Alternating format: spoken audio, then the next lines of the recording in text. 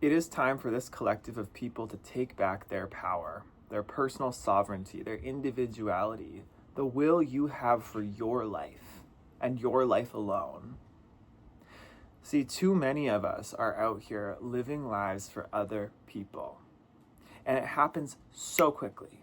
So quickly do we slip into living a life that is not even ours for other people because we are afraid.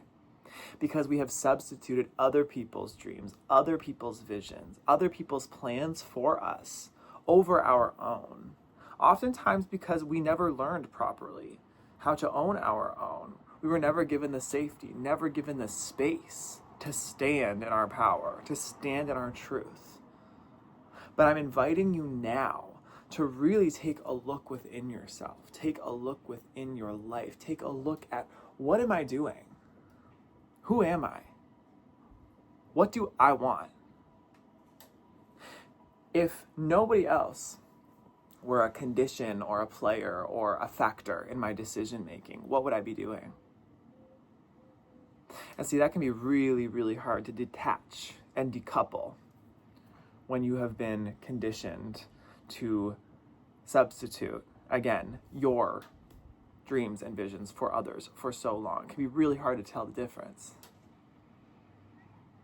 And so the greatest thing you can do in your life is to get to know you alone in your energy, personally, spending time by yourself, going and doing things you think you might enjoy just for you, not for anybody else. You know, I've been doing the Artist's Way course by Julia Cameron for a while. I kind of stopped 6 weeks in and I need to get back into it, but I have maintained the two main exercises she implements in the course, which are the artist date and the morning pages. The morning pages is you wake up every day and you write 3 pages of free-flowing conscious thought. The artist date, this is kind of what I was just referring to. The artist date is taking at least 2 hours per week, 2 uninterrupted hours, to go out and do something to feed your inner artist. Ooh. And you can substitute that word artist with spirit, soul, to feed your soul. Going out and doing something just by yourself, just with yourself, no one else involved, that feeds you and you alone. Giving yourself that space and time. You don't have to spend money. It doesn't have to be expensive.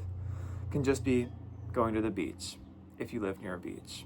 It could be going out for a really long walk in nature. It could be going and just exploring your town, going through the shops, taking a look.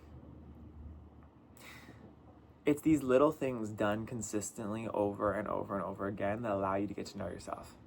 And right now, we are heading into the time of year where it is peak sunshine, peak solar power, peak solar energy. It's the best time within nature, within the cycle of life, for us to be standing in sovereignty, standing in that masculine focus that we all have regardless of gender.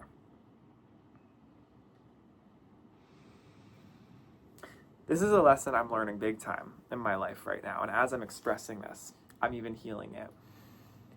I have allowed people in my life, multiple people, for a long time, and they continually show up. The same cycle happens, allowing people to tell me who I am and what I'm doing here and what I should be doing here, and get this vibe from them. How dare you stand in your power, walk your own path, choose where you want to go? How dare you?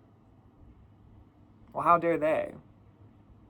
How dare they try to live vicariously through you when you are the authority?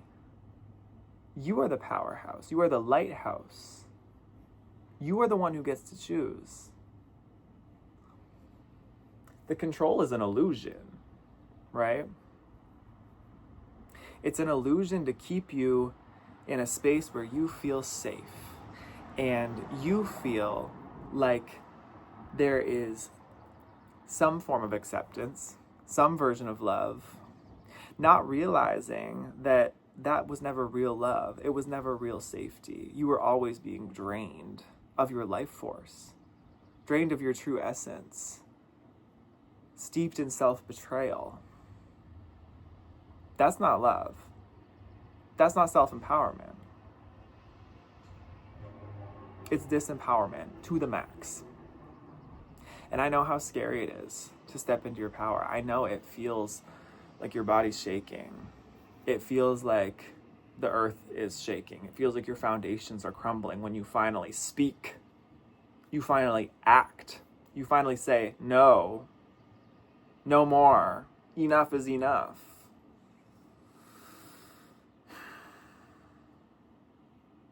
But the more you do it, the more you think about doing it, the more you embody that character.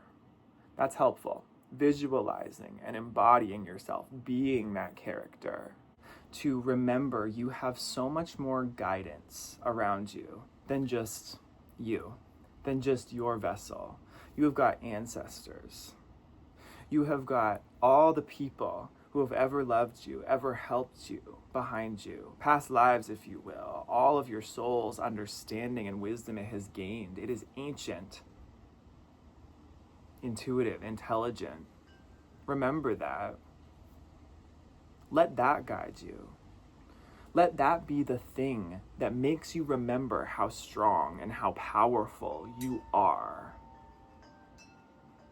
And I know how hard it can be to stand up to the enemy, to stand up to those powers who have lorded over you your entire life. I know the feeling, the momentum of that is immense and heavy and karmic. But you're a warrior. And the people who go through cycle after cycle with those types of people are not the weak. These are the strongest people, the most empowered people you see walking this planet. It's so interesting how this universe works. The person who was the greatest victim of something can either choose to recreate and become the aggressor, or they can learn to completely transmute and become the opposite of what they were victimized by. If you were victimized by disempowerment, the choice is you can go on to now disempower others, or you can become completely empowered, a leader of radical empowerment and change, as power is our ability to create change. If you are somebody who has been brokenhearted time and time and time again, betrayed, you can become someone who is the most loyal and squirrel's aside right now. You can become someone who is the most loyal to yourself, the most loving, the most strengthened of the heart. The weakest, the most fearful can become the strongest and the bravest. You see how it works? Understanding the darkness, going through the darkness, going through the struggle, that is what will bring you to your greatest light. You must understand the darkness and the struggle to have any idea of the whole picture of what it means to embody something in its depth and in its truth. So, this is your time to get empowered.